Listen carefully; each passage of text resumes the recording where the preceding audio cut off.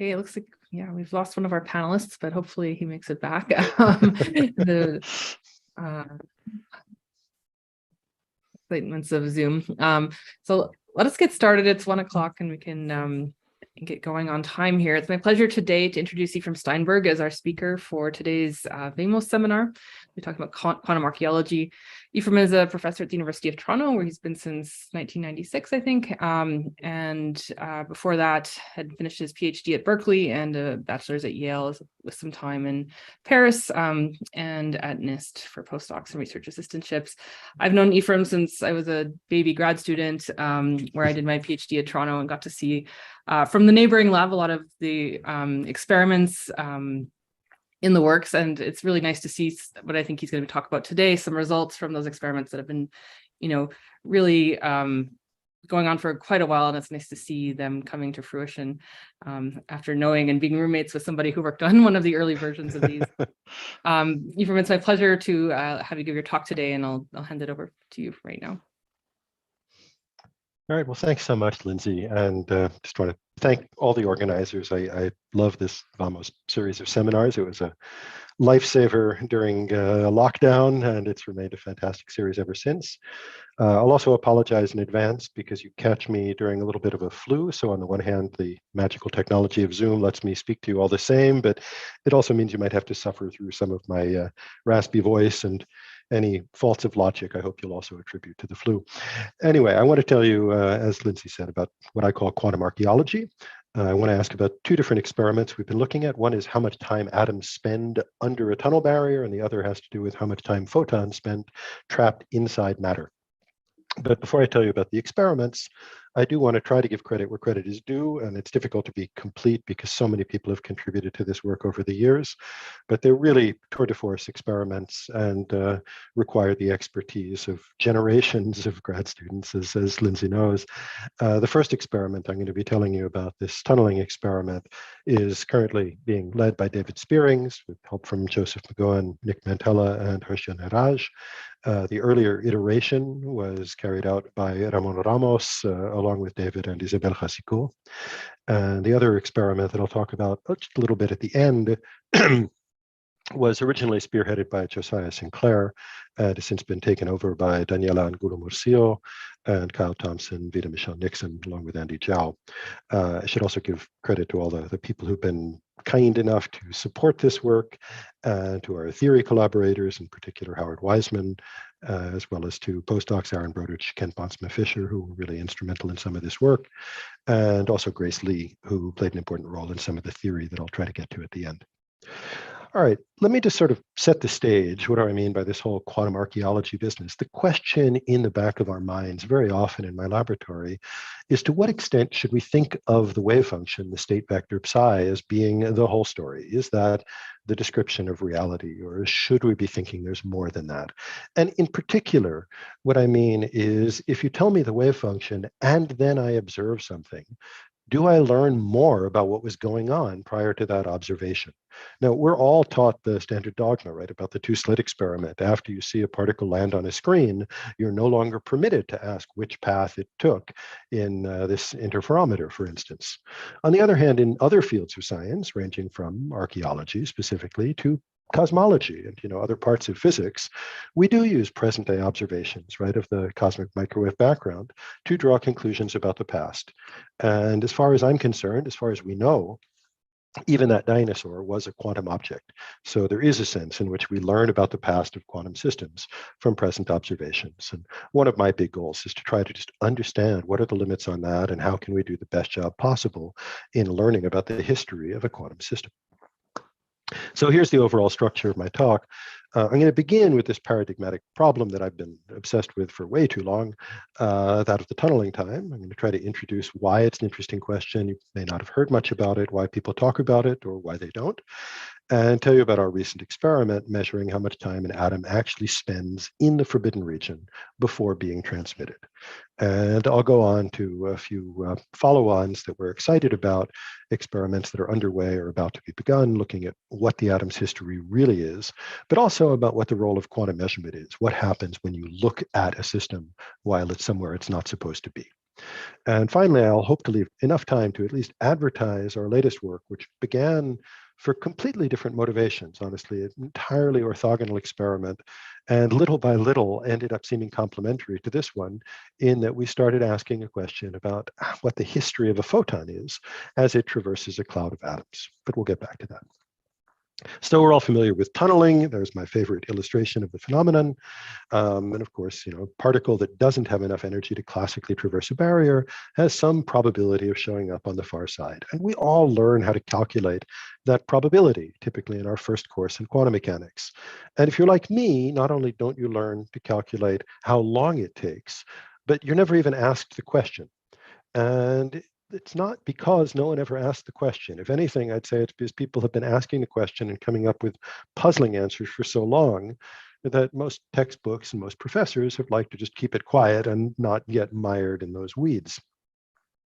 You could think semi-classically, of course. When the energy is above the barrier, you can calculate what the leftover kinetic energy is, take the square root, you get a velocity, you get a kind of semi-classical traversal time.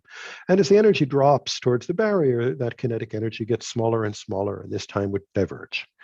As you go below the barrier, however, that kinetic energy becomes negative. And if you try the semi-classical approach, you would get an imaginary time, which some people have discussed, but by and large, I think you can understand why people tend to dismiss that.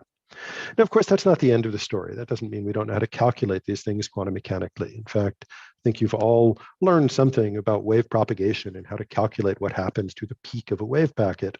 In particular, you've learned about the group velocity and maybe the method of stationary phase. So here's just a simple simulation that I stole probably from Wikipedia. And we could just map out, where is this incident peak? Where is that output peak? Figure out what the time delay is, and that's fine. And of course, people knew how to do that at the turn of the 20th century. The strange thing is that if you take the obvious approach, use something like the method of stationary phase there, that involves looking at the phase of the transmitted wave function. And if you pay attention here inside the barrier, we simply have exponential decay. There's no phase accumulation within the barrier.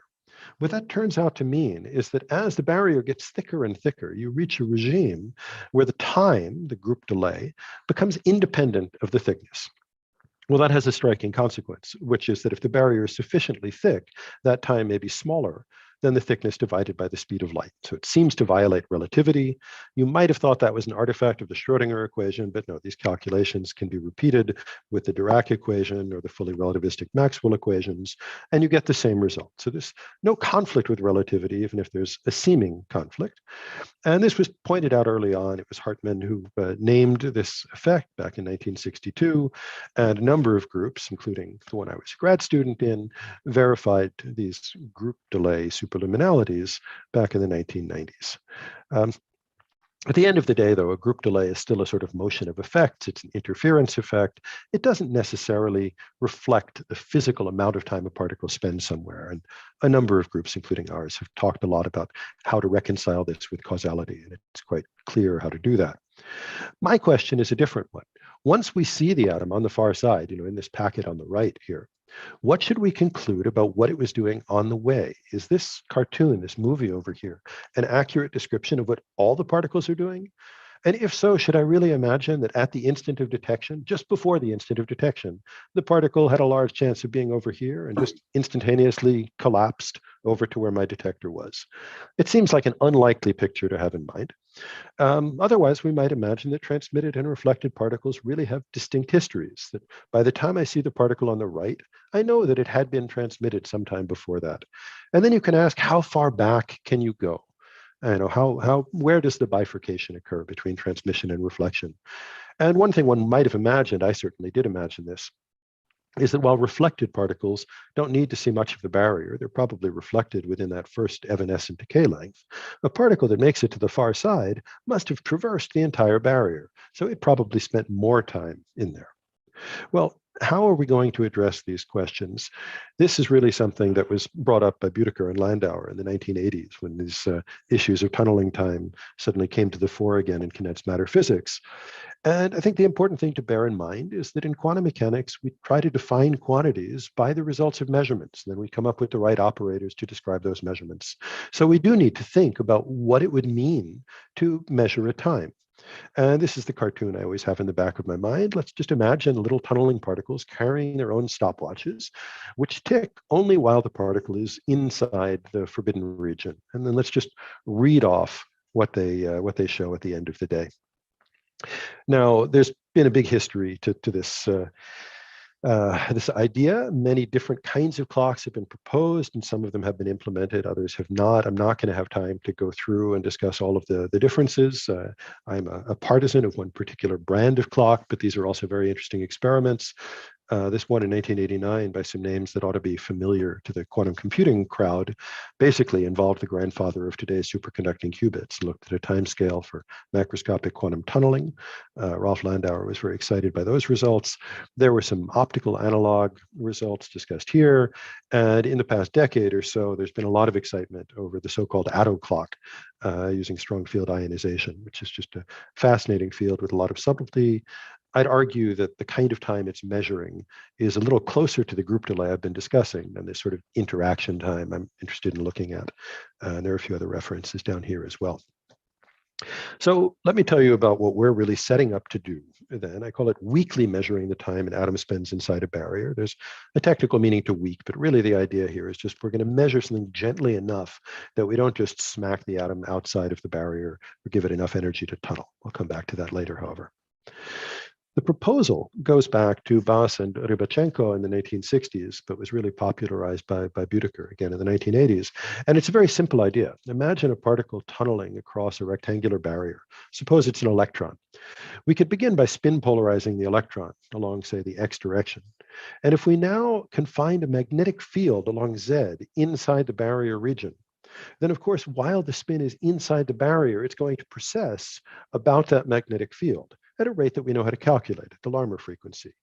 And then if we look at the transmitted electron, we could measure that precession angle, divide by the Larmor frequency, and extract a time. That seems like a natural way to define a stopwatch.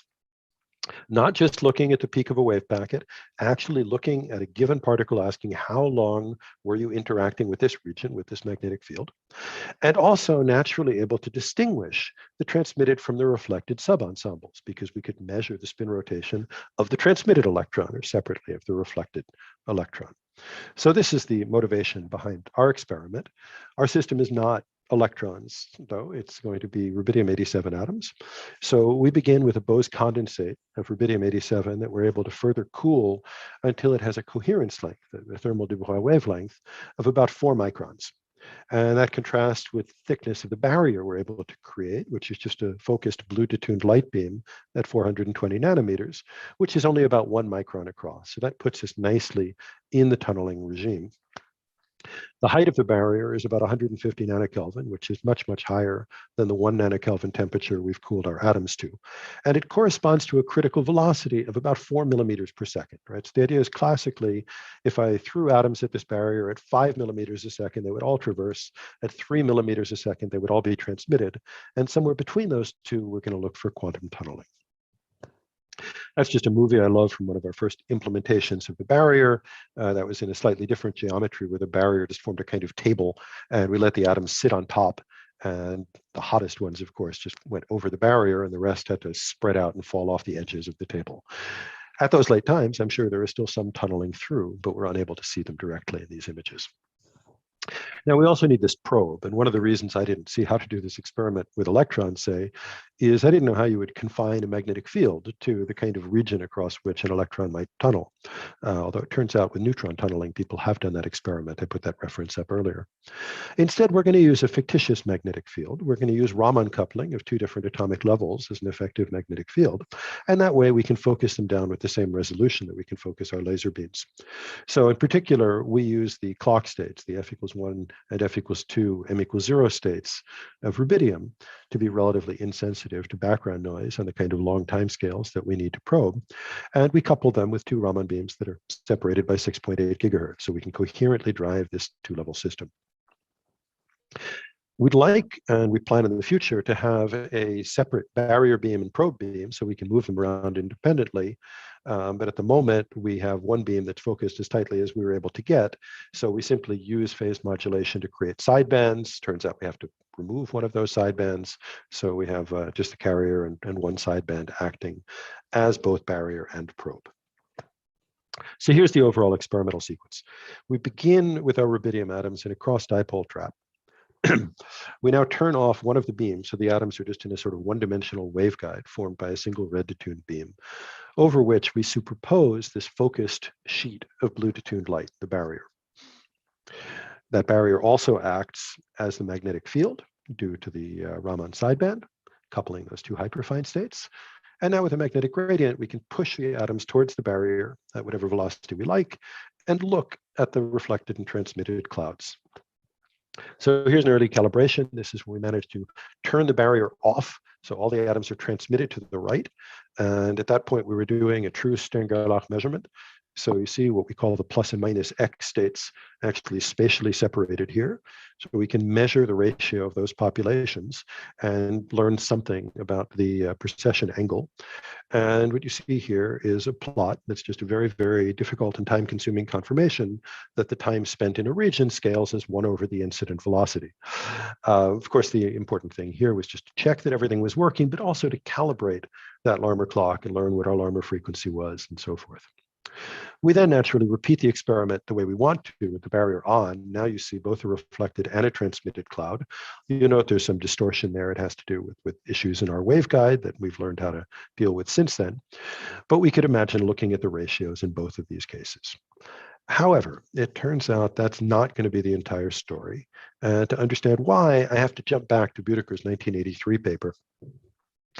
What Büdecker actually realized about the Larmor clock was that although the idea that Bass and Rybachenko had cooked up was this beautiful one of letting the magnetic field be such a weak perturbation that it didn't significantly modify the tunneling, and yet led to a certain precession. So you could take the ratio of the precession angle to the Larmor frequency in the limit as B went to 0, and then argue that you were learning sort of about what would have happened even if there hadn't been a magnetic field. How do we think about this physically? Of course, those X-polarized atoms can be decomposed as a superposition of spin up and spin down, which are going to be the eigenstates in the presence of this magnetic field. And one of them has energy lowered due to the interaction energy. The other sees its energy raised, which means that the aligned component sees an effectively lower barrier.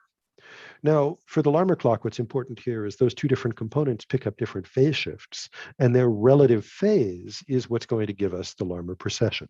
So that's really what the definition of this time amounts to. But of course, the one that sees a higher barrier is also exponentially less likely to be transmitted at all, which means you have a tendency to see particles align with the barrier, not because there's any torque in that direction, but just because you're preferentially transmitting those atoms and reflecting the others. This effect turns out also to be first order in the magnetic field. So this trick of just taking the limit as B goes to 0 is all well and good, but it doesn't resolve the question. You can't just neglect that.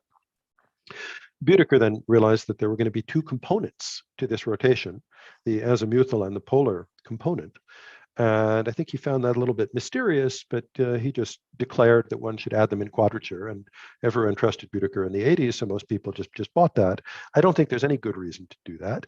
It's interesting to note that other approaches have identified complex times. You might remember that imaginary semi-classical number early on, in particular this Feynman path approach due to Sokolovsky, Baskin, and Connor.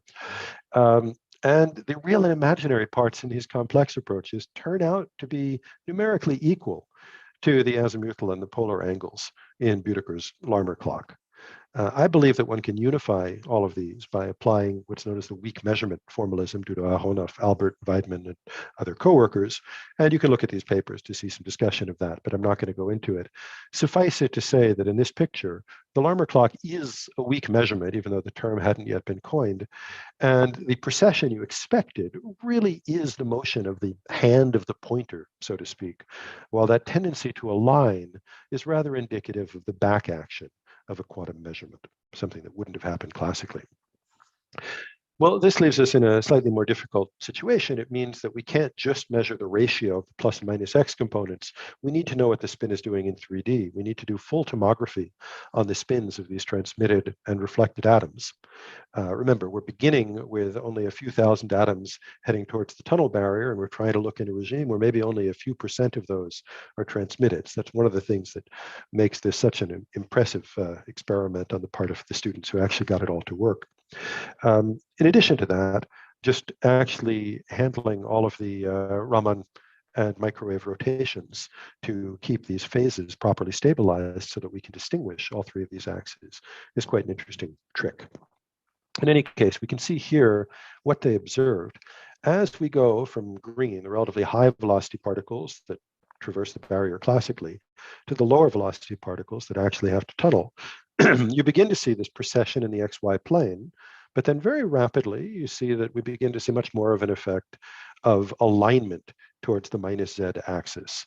And if you look at these two projections, you even see the precession seems to begin to undo itself. Turns out that's kind of what's expected. This is a busy plot. This is from the paper we published 2 years ago in Nature.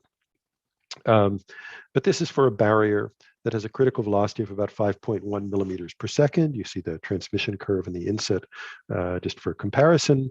And the two different things that we're looking at are this in-plane precession angle, the thing we originally expected, what I call the real part of the tunneling time, compared to various theories. Again, I'll gloss over some of the details. And the imaginary part that I describe as being related to the back action. The nice thing to see is that as we go to lower and lower velocities, this in-plane time begins to climb, and then it looks like it's just starting to fall at lower velocities. So the time gets faster again for sufficiently low energy particles. At no point does it diverge, of course, like the semi-classical time, nor like what's commonly referred to as the Büdeker-Landauer time, which is kind of an analytic continuation of that semi-classical approach. Meanwhile, if we look at the out-of-plane time, the back action, you see that up here in the classical regime, it essentially vanishes. And only when you get down into tunneling does this really become important. More recent data we published last year in PRL, and here we were able to get much better resolution, both on atom number and on energy, and go further below the barrier so that we could very clearly show, if you look at these red points, as we go below the barrier, the time actually gets smaller and smaller. And perhaps more dramatically, if we switch between two different barriers, indicated here by blue for the lower barrier and red for the higher barrier, you see that for the same incident energy, the time is actually shorter when the barrier is higher. So this is something that was theoretically predicted, but it's interesting to see experimentally. And I think of this as the red light effect. The idea is that when the traffic light turns red, pedestrians may be less likely to cross, but if they do cross, they're actually going to get across faster. Turns out that's exactly what happens with the atoms. So I think that's a fair point for me to just pause and see if there are any questions so far before I move on to other things. Great, thank you. And I forgot to remind the audience, please use the Q&A in Zoom to enter your questions, or if you're on YouTube, you can also enter them in the chat function there. But we do have a couple of questions that I'll start with while others can put theirs in. I'll start with one from Bill Phillips. He asks, from the sort of start of the talk, does the semi-classical approach, giving the velocity, in quotes, as sort of energy, give the same result as the group velocity of the wave packet for a barrier smaller than the incoming energy? Smaller than the incoming. Sorry, I might have missed the last part of that, but the semi-classical time gives a good approximation to the group velocity, but as you might expect, the full quantum treatment has some extra ripples that basically correspond to the resonances and so forth. So if you smooth out the ripples, you would kind of get the semi-classical time. And by the time the semi-classical time diverges, the group delay doesn't look anything like it. Below the barrier, no, they just look quite different.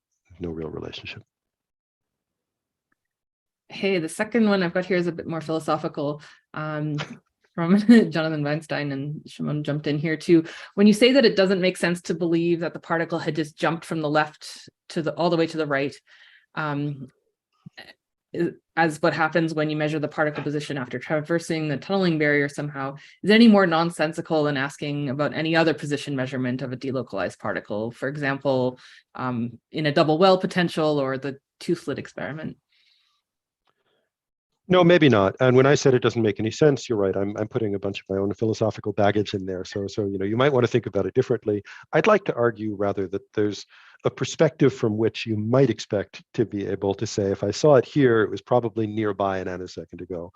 But I actually like your perspective on this, and it's something I often tell people when they calculate these superluminal times for tunneling wave packets. I point out that if you just look at the center of mass of the entire wave packet, it never goes anywhere faster than light. It's just if you post-select on only that little transmitted piece that something seems to have gone faster than light. And you could argue that the only thing that went faster than light then was the collapse. I had two wave packets and this one disappeared and everything ended up in this one. And if you really believe in collapse, then that is an instantaneous process. But that's the only place where something really seems to be going faster than light. Nevertheless, the question in my mind is, can we say a little bit more? And I'll try to show you that we actually can. A little bit related to that, what about the reflected atoms? It also looked like they experienced the magnetic field for some amount of time.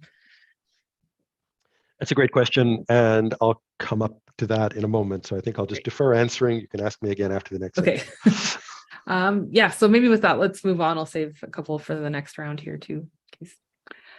Okay, thanks a lot, Lindsay.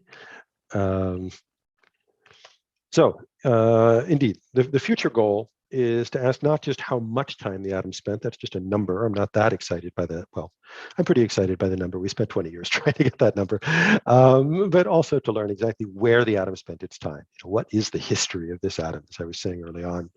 So what we'd like to do is take that probe, that magnetic field, and not have it encompass the entire barrier, but localize it to this little yellow region at the front of the barrier or somewhere inside or a little deeper inside, or even at the exit, and ask, how does the time depend on where I put the probe? Can I really figure out, where all the reflected atoms only looking at the front while the transmitted atoms looked at the whole barrier? Well, we've done this calculation, and here are the results in green for the transmitted atoms and in red for the reflected atoms. This is in a regime where most atoms are reflected. So calculating the answer for the reflected atoms is basically just like calculating the answer for the entire ensemble. So just looking at psi squared. So it should not be surprising that this just decays like e to the minus 2 kappa x, right? That usual exponential decay. The surprise to me when I first worked this out is that if you look at the transmitted atoms, not only do you find something symmetric, which makes sense, you kind of have symmetric information, right? You know they entered from the left, but you know they left from the right. And as Aharonov is always quick to point out, the Schrödinger equation is time reversal symmetric. So it should have as much information from one of those statements as from the other. But what's surprising, to get back to that run-on sentence, is that this function is still composed of the same basic elements, the same e to the plus and minus kappa x. So it has an exponential decay on the left-hand side. It also has an exponential growth on the right-hand side, but it's basically zero, at least exponentially suppressed, in the center of the barrier. That's kind of surprising. It looks like it gets across the barrier without having to spend time in the middle. But indeed, unlike the reflected particles, the prediction here is that the transmitted ones will have seen something close to the exit of the barrier. The reflected particles will not. And that's what we'd really like to measure. One of the strange coincidences you might already notice if you look at this closely enough is that if you integrate these two curves, you get exactly the same number. For a symmetric barrier, the total time spent in the barrier turns out to be equal for transmission and reflection, which is why just measuring that total time won't really do the job I want of demonstrating clearly that the history is different for the particles you see on the right side and the particles you see on the left side. I should admit that I'm cheating a little bit. What I'm plotting here is just that real part of the time, because I believe that's sort of the most significant one. On the other hand, we can calculate the imaginary one, and the imaginary one is more or less constant across the whole barrier. And what I would say that really means is that a particle traversing the barrier doesn't have a significant effect on a probe if the probe is in the middle, only if the probe is near one of the edges. On the other hand, the presence of the probe can reduce or enhance the tunneling probability equally well, no matter where the particle is, where the probe is, along that barrier. All right, so we're looking forward to doing that experiment, learning how to really localize the probe. In the meantime, we can already try to compare transmission and reflection times. That was a question earlier. And of course, we did that. The reason that hasn't been published yet is because it wasn't simple. We didn't really understand what we saw. These are results from David Spearing's experiment. And what you see here is that the spin components across the wave packet vary as a function of position. We see a sort of spin texture. Each of these colors corresponds to a slightly different or very different effective Larmor frequency or Raman-Rabi frequency inside the barrier. And we see that different spin projections can even change sign across the wave packet and have different signs depending on the magnitude, not the sign, but the magnitude of that Larmor frequency, which was mystifying. And we decided this had to be due to interactions. And indeed, if instead of doing a Schrödinger simulation, you do a Gross-Pitaevsky simulation, we see beautiful qualitative, at least, agreement with a lot of these curves. I should mention, for all the earlier work, we always do Gross-Pitaevsky simulations. We also do Schrödinger simulations, and we trust the equality of the two to confirm that we're in the regime we tried to put ourselves in, where for now interactions were more or less irrelevant. And yet, here that doesn't seem to be the case. And David realized that the reason for that is that even though we have so few atoms and have gone through so much expansion that our interatomic collisions are mostly negligible, we think the mean field energy is below about 100 hertz. In transmission, that means we can neglect collisions. But for a reflected atom, it's still got to fight its way back through the rest of the incident cloud. And that gives it so many more opportunities to collide that the collisions really are important. We're working up a paper on these results. The interesting thing is that, as many of you know, in rubidium, the interactions are more or less spin independent. So we wouldn't naturally expect that these collisions would give rise to any kind of spin texture in the first place. And it seems to us to be something analogous to what's known as the indistinguishable spin rotation effect, where really because of the indistinguishability of the incident and the reflected spins, you end up with a different phase shift depending on whether they have the same or different spin projections. And of course, the spin was twisted a little bit by the Larmor field inside the barrier. So you have both components coming back through. It's a little surprising because the ISRE is known to happen due to bunching in thermal clouds and generally goes away in a condensate. We've begun in a condensed cloud, but we have theory that we believe explains this, and we're just trying to figure out the right words to try to make the story really clear. So keep your eyes out for a paper that will hopefully explain that very soon. The final goal on this experiment that I'm really, really excited about actually comes from a question that I got at a talk when I was just describing this proposal before we'd even begun building the Bose condensate apparatus that we ended up doing it on. Some of you won't be surprised that the question came from Bill Phillips, and it had to do with why we measure the why we want to measure the atom's position weakly or gently instead of measuring it strongly. What would happen, Bill asked, if we just made a strong measurement? So I want you to think about that. Imagine we've got a wave packet coming in and we just try to image atoms if they happen to be in the barrier. At some point, we might get lucky. A photon might get scattered off the atom, land on a screen, and from that image, I can conclude that the atom was in the barrier. And my argument all along is that's not how you want to measure a tunneling time, because if you definitely see the particle in the barrier region, then you've collapsed the wave function to be in the barrier region, which means you've given it enough energy to exist there. You've actually given it real momentum components, and interesting effect in its own right. You should thereby enhance the transmission probability. And if you want to see the rest of my answer to Bill, which I now believe was almost completely incorrect, you can look at this old preprint, which is also published in the Journal of the Korean Physical Society. Well, David decided to revisit an idea that I had about actually implementing this. We thought that what if we took that weak Larmor field and made it really strong? So somewhere near the entrance to the barrier, we put a really big magnetic field and introduced a pi rotation of the spin of our atom. Well, the problem is we don't really know how to do that because we don't even know until we do these experiments how much time the atom spends in a given region. How would we tune a pi pulse? But then we had this insight. What if we stuck with the weak Larmor rotation we're currently doing? It maybe gives us a 10-degree rotation, who cares? But we began with a plus x polarized atom, plus x in some abstract sense. What if I now only look at the atoms polarized along minus x?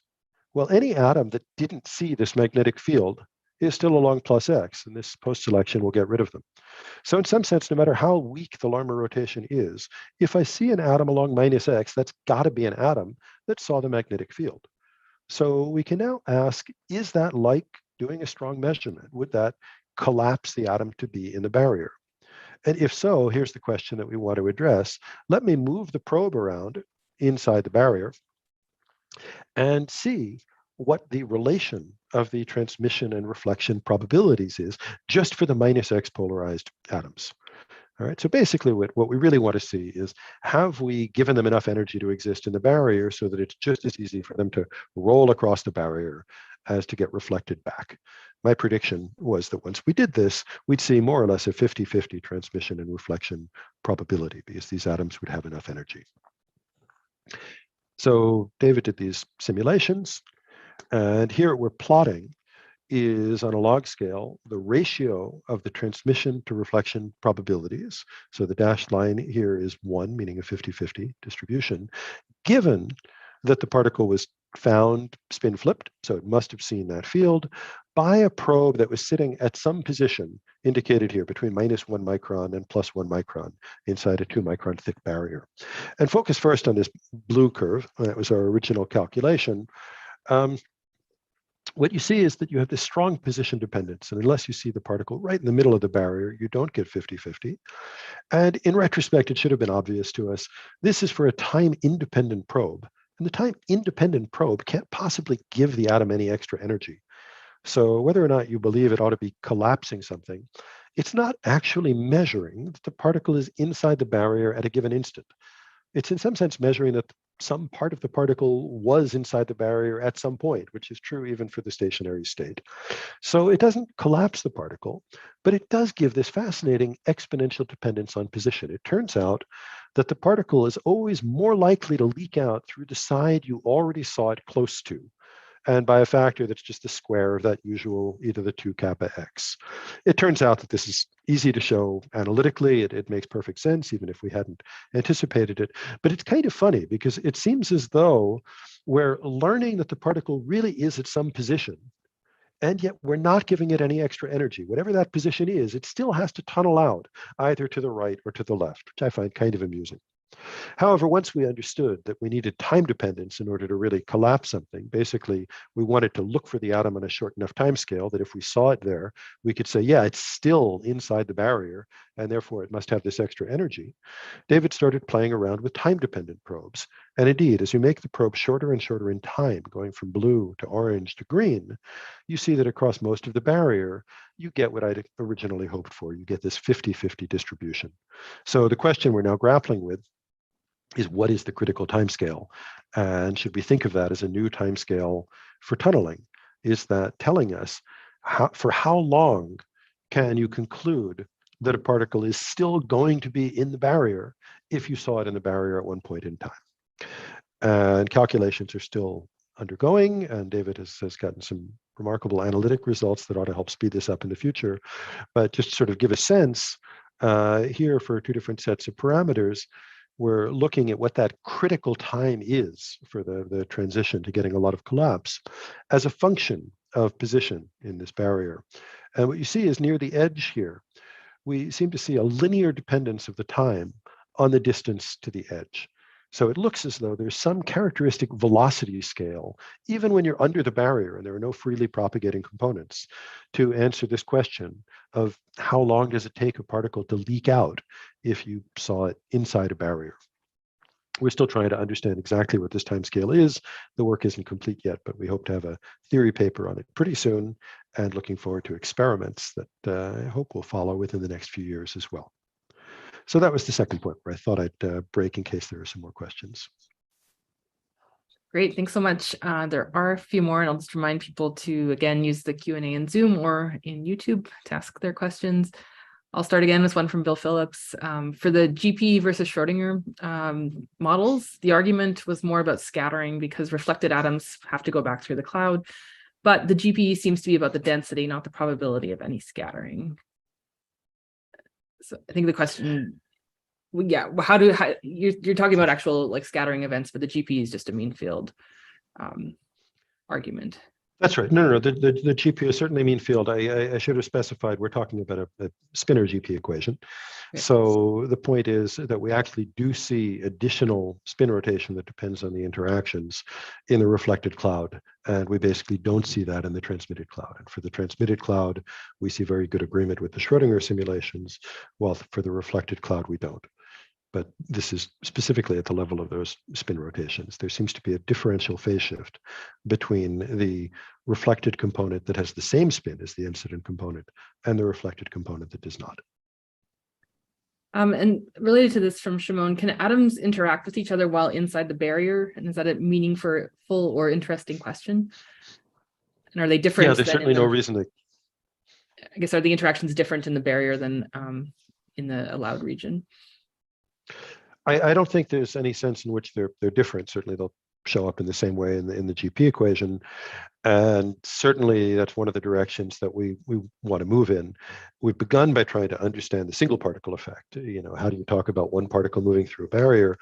But for that, we've also done the theory, whereas to my mind, this is an interesting window on kind of a different classical quantum boundary, asking how does tunneling change when you start to have an environment, when you have dissipation or when you have interactions. So I'm really interested in asking, when we crank up the interactions in the future, what does that do to these times? What's the role of interactions? I don't know if there'll ever be a simple answer to that, or if, it'll just, all hell will break loose and we'll break up into solitons and have no reason to think about tunneling at all anymore. But yeah, we're building a next generation experiment, which will give us tunable interactions, and we'd like to explore what happens in that regime. Very good. I guess another related question from Christian: how does the specific shape of the potential barrier, not just the height, affect these outcomes? Yeah, that's a great question. So for instance, most of the idealized theory we talk about is for a square barrier. And I was saying that gives you all these extra oscillations and resonances and so forth. And those go away for the kind of more or less Gaussian barrier that we're using right now. The qualitative features really remain the same. I guess the interpretation is a little trickier, because what do you even define as the barrier? The Gaussian goes on forever. You could talk about the classical turning points, but at the moment our probe extends beyond that. So there are certainly important details, and there are people who've studied that at some length, but I don't think it really changes the qualitative picture all that much. And maybe one last question again from Bill Phillips concerning the linear, right at the end, concerning the linear independence near the edge. Of course, everything is linear to first order. Does the whole shape have some simple form? Sure. I cannot answer that yet, and we're trying to fill in these curves for more parameters now that we've learned how to calculate this stuff more quickly. But it wasn't clear to me that everything would be linear to first order. If you'd asked me, how short does a probe need to be so that you can be sure the atom is still inside the barrier, I would have first asked myself, do I think of the motion under the barrier as being ballistic or diffusive? I could have imagined this being quadratic if you think of an atom as sort of diffusing out of the barrier. So the fact that it was linear was interesting enough. Indeed, I'd like to know if I can, add two straight lines in reciprocal or something to get this curve. We just don't know the answer to that yet. We don't even know the general formula for the slope of the line yet. Okay, well, let me let you finish the rest of your talk here, and then I'll come back for some questions at the end. All right, great. So then to anyone that I may have confused too much with the tunneling stuff, I'll give you a chance to wake back up and listen to something more or less entirely different. As I said, it turns out not to be as different as we first expected it to be, but it was motivated by entirely different considerations. Sorry, I'm also just trying to move faces around from on top of my Zoom window. They ended up in the wrong place there. So it turns out that in this experiment, we were asking how long an atom spends inside a light beam. And for different reasons, we found ourselves wondering how much time a photon spends trapped inside an atom. And kind of what I mean by this is this intuitive picture that a lot of us have, and some researchers have told me I should never take seriously because it's really just illustrative, and others have told me is 100% rigorously accurate, and why do I have any doubts about it? Which is that the reason light slows down as it goes through a piece of glass is that in some sense, the photons are getting virtually absorbed by atoms or molecules inside the medium and then re-emitted later on. And it takes them longer to go through because they spent some time as atomic or molecular excitations. Well, let's think about that experimentally. We were doing experiments to look for single photon level nonlinearities in my lab.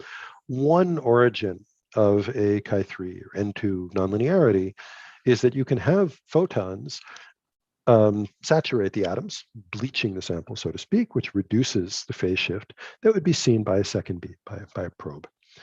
And the question that my student Josiah started asking himself is, if you excite one of these atoms with, let's say, a single pump photon incident at a time, then the atom will subsequently spontaneously emit, which means this was a real absorption event. But for our samples with no D of 1 or 2 or 3, some of the photons are transmitted. Shouldn't we think of those photons being the photons that were just lucky and never got absorbed by any of the atoms? And does that mean that those photons don't, in fact, saturate the atoms and don't give rise to any nonlinearity? So the idea for our experiment was to send in, ideally, one pump photon at a time, although instead we play a different trick, use the phase shift on a probe beam to basically see what's the saturation, how many atoms have been excited by that photon, but post-select on whether or not the photon is transmitted. And that's a technology we've been playing with for a few years. So ask ourselves, is the nonlinear phase shift here for transmitted photons different from that for scattered photons? Basically, we think of the phase that we see over here as a kind of measure of some sort of a time integral of how long atoms spent in the excited state. So we're going to think of this as a stand-in for the amount of time that photons spent, that the pump photons spent, trapped as an atomic excitation. And of course, the idea is to condition this phase measurement on that transmission. So this builds on some earlier work that we were doing, published in these two papers, on different kinds of nonlinearities, a dispersive nonlinearity in that case, where in fact, because of limitations on our single photon sources and the rather small phase shifts we're looking at, we instead did the experiment with a pump or signal, which is actually just a weak coherent state on the order of 30 or 100 photons per pulse. But we then post-select on detection of one photon. I don't have time to go into it now, but we have strong arguments that show that if we look at the difference between the phase shift that we see when this detector clicks and the one that we see when the detector does not click, that really illustrates the effect of one additional photon that got detected. So we can do that subtraction and kind of isolate the nonlinear effect due to single photons. And that's what we're doing in this setup. I'll just show you first what we call the classical cross phase shift. This is just the overall signal with these 20 nanosecond pulses that have about 34 photons. And you see these pretty clear, but not that large phase shifts. That's below a milliradian over there. The trick, of course, is to do the subtraction. And again, just to illustrate that it's almost impossible to distinguish the effect from the background noise. But if you fit carefully enough, it turns out that there's quite a robust signal here. We did it for both negative and positive detunings, just as one of our many sanity checks that we're really looking at the right thing. But we clearly saw that there was, for different intensity pump pulses, a clear extra phase shift due to the single photon. So we were able to compare this with a few different models we had. The simplest model was just 0, and this was 4 standard deviations away from that. The next one might have been just, the same as every other photon. And it's not quite inconsistent with that, but more than 1 standard deviation away. I won't go into the details of our other models for now. The paper was published over here this year. But honestly, we were quite surprised when we saw this. I was expecting 0 for various reasons. One of them we can understand in the following way. I skipped over some of the background, but you can think of the overall nonlinearity without any post-selection at all, right? Relatively easy to calculate, as a measure of the average time atoms spend in the excited state, regardless of whether my photon is transmitted or reflected. That's easy to calculate semi-classically, and it might not be too surprising to see that it works out to be the spontaneous emission lifetime times the number of atoms that are actually scattered. It's easy enough to show it. It might not be surprising, but we should also be able to decompose it after we post-select on a photon being transmitted or lost as the product of the time for lost photons times the probability of being lost, and the time for transmitted photons times the probability of being transmitted. The easiest way to decompose this expression, the one which would have been intuitive to me, is to say, well, indeed, the transmitted photons are the ones that were not excited or were not absorbed. They didn't cause any time to be spent in the excited state, while all of the scattered photons cause the atom to spend, on average, a spontaneous lifetime in the excited state. So tau L is equal to tau spontaneous, tau T is equal to 0, and this becomes trivial. However, once we find that tau T is non-zero and positive, that leads to the following conclusion. On the events where a photon was scattered from the atoms, the atom must have spent less than a spontaneous lifetime in the excited state. Why would it have done that? Well, it turns out that's not too hard to understand, also semi-classically. Here's a little visualization of it on the block sphere. Basically, we're dealing with short enough pulses, 10 or 20 nanoseconds in this case, whereas the spontaneous emission lifetime in rubidium is 26 nanoseconds, and an OD of about 3 or 4 in this experiment, that as the pulse propagates through the medium, it gets reshaped. And in fact, it's being reshaped towards what you might call a 0 pi soliton, a pulse that has energy but 0 pulse area. In other words, a pulse that undergoes a phase flip in the middle. And if you think about the semi-classical effect of a pulse with this kind of a phase flip, the first part might drive the atoms coherently up towards the excited state. But the second part is going to drive it back down. So we coherently move the atoms back towards the ground state while extracting that energy back into the original laser pulse rather than through spontaneous emission. So this shortens the effective lifetime. That's why even the scattered photons did not spend a full lifetime in the excited state. But it also means that there are now photons in the forward beam which had been stored as atomic excitation. Now, that's a semi-classical picture. I kind of like it, and we tried to come up with some models based on it for what the quantitative predictions should be. But of course, no semi-classical model can actually predict the outcome of our experiment, because our experiment is post-selecting on whether a given photon is found scattered or transmitted. It's really probing entanglement between two different beams. So we need a quantum model for this, and it begins to sound reminiscent of the weak measurement from the earlier experiment, except it's much more complicated, because here we're doing this in an open quantum system where there's spontaneous emission. And in fact, it took us quite some time and discussions with a lot of people before, with the help of Howard Wiseman, we were able to come to a nice quantum model for what's going on. And indeed, we saw that for our short pulses, if we lowered the OD, we'd begin to get back towards what I had originally expected, no time spent in the excited state whatsoever. We thought the results should be cleaner if we went to a more narrow band pulse, longer pulses in time, which is what we're now doing experimentally. And this is what we saw. So indeed, the time eventually goes to 0, but the shock to us was that it first goes negative, which we had completely not expected. I spent quite a while telling my students that they must just have a mistake in their code, and we couldn't find that. I told Howard that he had a minus sign in his calculations, but in fact, we were able to pretty quickly show analytically that his approach really has to lead to a very simple negative expression at low ODs for narrow band pulses. So there's more that I could say about this. We think that at some levels, we understand where that comes from now, but I'm not going to try to go into those details for now. Daniela, Kyle, and Vita, and Andy are actually now doing the experiment, and we have preliminary results that do lean towards a negative time at those low ODs, narrow band pulses, but there are still some confusions that we've got to clear up.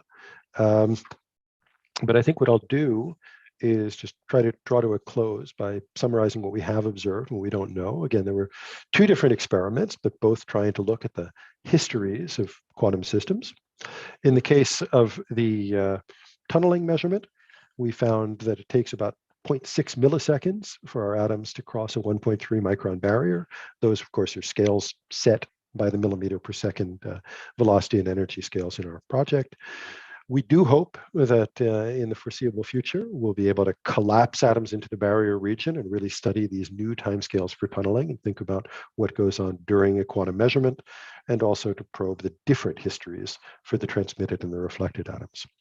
On this second experiment, which is the beginning of a new series, I hope, we've measured how long photons on resonance cause atoms to spend in the excited state if they're transmitted. And we find that the time is inconsistent with 0, but we also find theoretically that it goes to a negative time if you have low enough optical densities. And interestingly enough, we can connect this to a number of other timescales that we know about, some other experiments, particular one done by Antoine Brahe, and also some work on the transverse Fizeau-Fresnel shift done by Nir Davidson and Bob Boyd's group. But hopefully we'll have more to say on that in the near future. So I think I'll just wrap up there and invite you to ask more questions. Wonderful. Thank you so much, Aephraim, for a very nice talk. I'll give the long distance clap here. We do have a few more questions. And again, invite people to ask them online here. There is one from the audience, and maybe you can parse it as well. It says, at our large Larmor frequency, don't we expect to have the orbital effect also grow? So talking about the Larmor precession inside of the barrier, I think.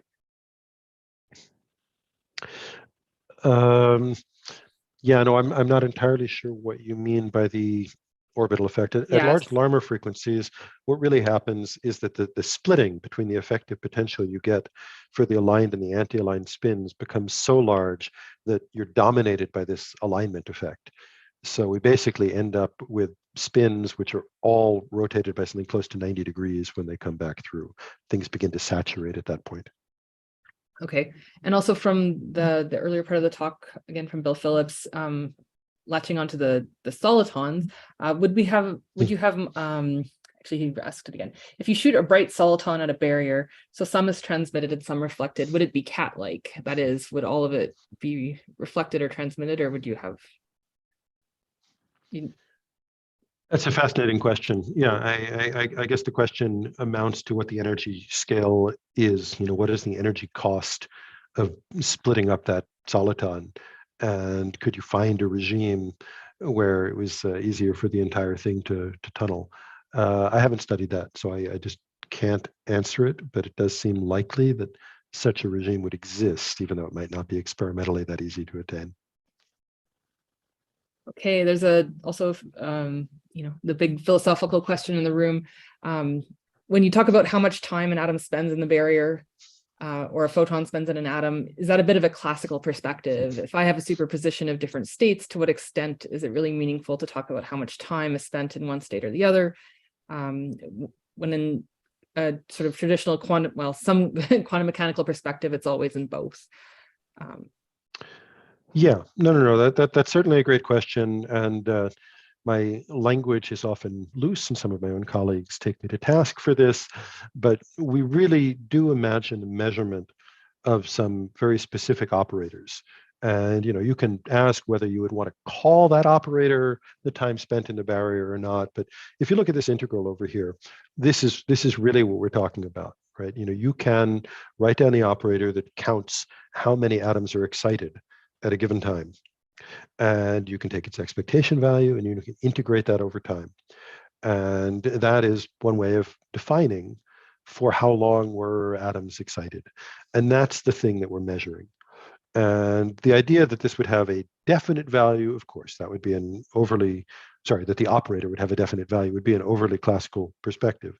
But the expectation value does mean something. And that's sort of the whole perspective of these weak measurements, to say that if you go into the limit where you're coupling to some observable like this, gently enough that you're not really disturbing the system, you can still talk about the average shift that imparts to the pointer that you're coupling to. And that'll be related to this kind of an expectation value.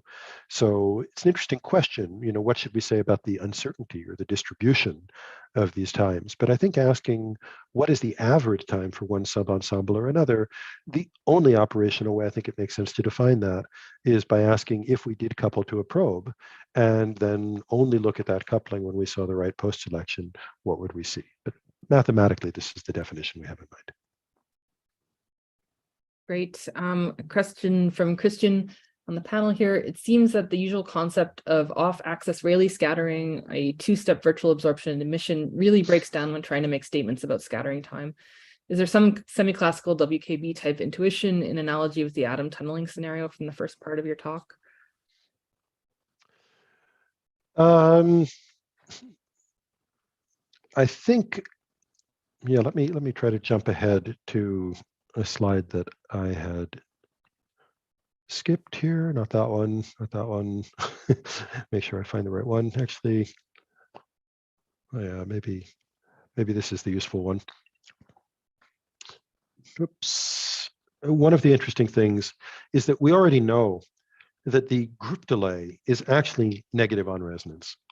And although it took us a while to figure it out, we were able to show that this post-selected sort of weak measurement model of Howard Wiseman's is numerically equal to the group delay. So often we say that if you can slow light down in a medium, like in slow light, you'll get enhanced nonlinearities. And part of that is true. Most people don't ask, well, do you end up with a negative nonlinearity when the group delay goes negative? The funny thing is you actually don't. The overall nonlinearity is just governed by that loss probability I gave before.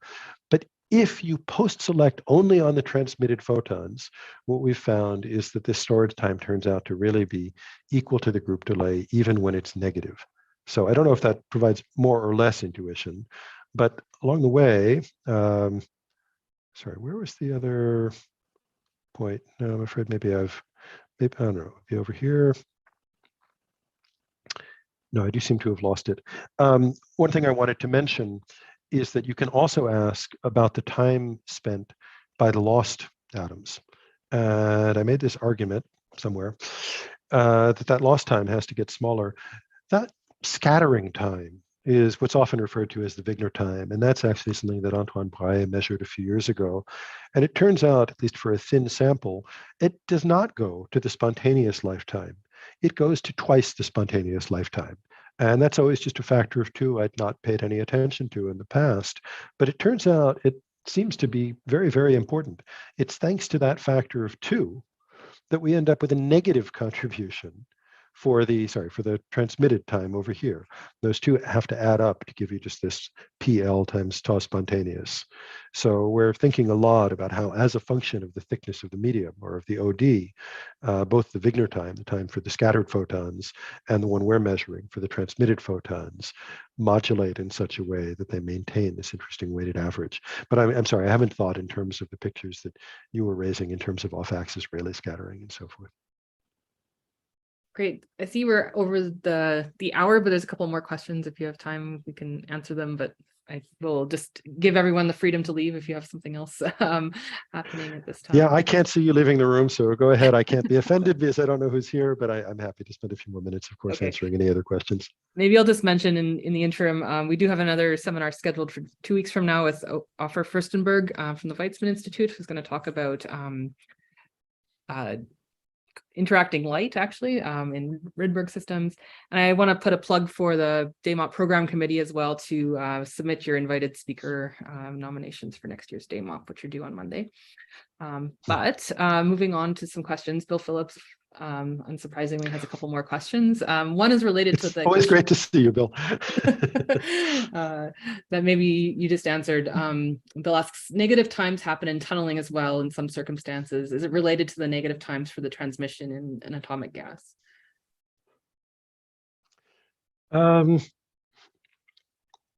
Actually, don't think so. In fact, what I'm used to in tunneling is times that are always positive but can be superluminal, and at least in the rest frame of the barrier, we don't see tunneling ones. We don't see negative ones. I do think there's a general connection between all these different effects, and it turns out these anomalous effects like superluminal propagation or negative times only occur when you look at events that are quite unlikely. So different things that are exponentially attenuated, whether it's off into the shadow region in near field diffraction or going through a tunnel barrier or propagating through an absorbing medium, they do have a lot in common.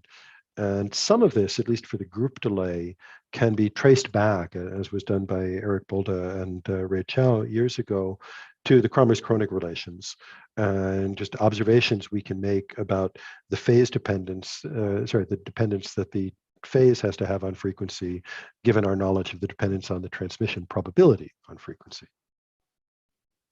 And you followed up with a similar question. What if we think of transmission through glass, way off resonance, there's very small residence time? Does this picture of storage in atoms still work? Yeah, I think it works fine for very large detunings, and the time just becomes quite small. Experimentally, we're trying to separate the time spent in excitation by using this absorptive nonlinearity, by using the saturation. And of course, once you detune, you also get an AC Stark shift. So in fact, one of our problems in the experiment is we don't want to also be looking at that AC Stark shift component. So the question of just how you measure it is interesting. But I did try to allude to these recent experiments on the transverse Fizeau shift, which turns out to also have a negative contribution that I'd argue can be directly traced back as well to this negative group delay. And it basically means that if you send light through a piece of glass and the piece of glass is moving transverse to your propagation direction, then you find that the transmitted beam is slightly translated in the direction of the glass's propagation. But if you do the same thing on resonance, so in a case where the medium has a negative group delay, you experimentally find that the translation of the beam is in the direction opposite the motion of the medium itself. And I think that really can be interpreted, at least mathematically, as a sort of negative storage time, however loosely you want to take those strange words. Okay. I think that's the last of my list of questions. I had one related to the last part of this work here too, just because we've been thinking about super radiance in our systems lately and collective effects of these absorptions. So are these models taking that into account natively, or is there something else going on there with the sort of collective emission? No, so I mean, it's a funny thing. There's a coherent effect going on, and one that originally we tried to ignore by saying, oh, we're going to work in the single photon at a time regime where we can neglect stimulated emission. And all these calculations are actually done for either single photons or sort of linear response. Mm-hmm. So the interesting thing is this rotation upwards and then back down that you get in the Bloch sphere when there's a phase flip, that can occur even for a single photon that's just in a superposition of having been in these different places. Right. And it's just the interference of that photon with itself. So it's really interesting to me to hear what happens once you also have collective effects. But no, we were desperately trying to avoid anything like that, and even just try to understand the single particle effect so far. Okay. There's another question. Yeah, I think maybe we can move on, but yeah, let's maybe wrap it up and just thank you one more time for a really interesting talk and a lot of provoking questions brought up and answers given through experiment, which is really great to see. So thanks, Ephraim, and thanks to the panel and to all the attendees for joining us, and we'll see everybody again in 2 weeks. Thanks again for having me and for the great questions. I'll see you in 2 weeks as well. Bye-bye. Okay, great.